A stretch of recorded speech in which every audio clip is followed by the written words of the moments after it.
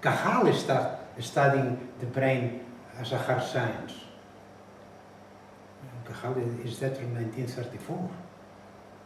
When he died, he was a very old man. And today, in the last 10 years, 10, 12 years, it starts to be something known on the brain. Just something. Just something. Then, if you look at this from a different point of view, which mathematical models exist today that are able to be used to understand a little bit more language? That is, to have some mathematical models for some very small parts of language. Fuzzy logic, fuzzy sets. Why? Because language is full of imprecision.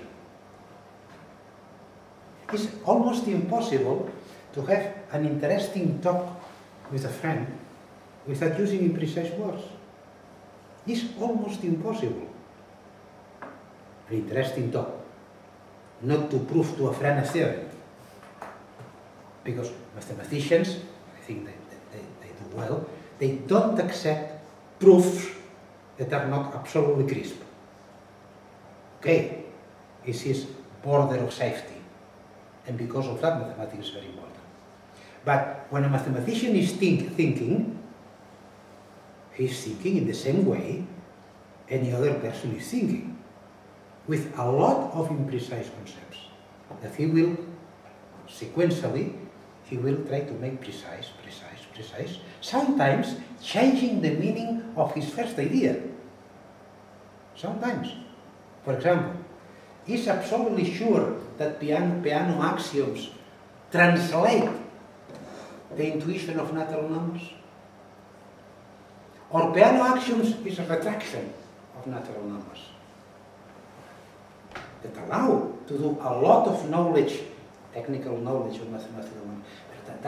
There are a lot of unknown things on natural numbers.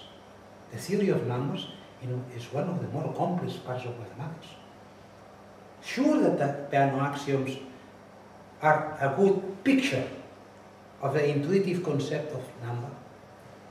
Then sometimes the mathematician should close the concept, should close it to work with it. But when we are thinking, usually thinking, we are using a lot of imprecise language because they are very informative. Then the only I know that is to picture this phenomenon is fuzzy sets and fuzzy logic. And for that, I suppose that people close to fuzzy logic can be, how to say it, more, can tend more easily to study language. And it is possible to do something. For example, this example I show you in this novel. Take a biggest part in a novel. Of course, saying something is just a description. Descriptions are previous, but in the novels, in some moment, there is a reasoning that is important to understand what follows. This reasoning is crucial. Try to represent it.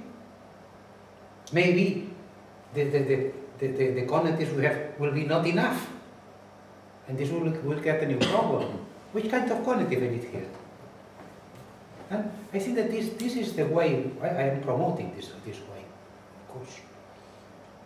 I don't believe that through Halliday and Sugeno you will explain the language. This is impossible.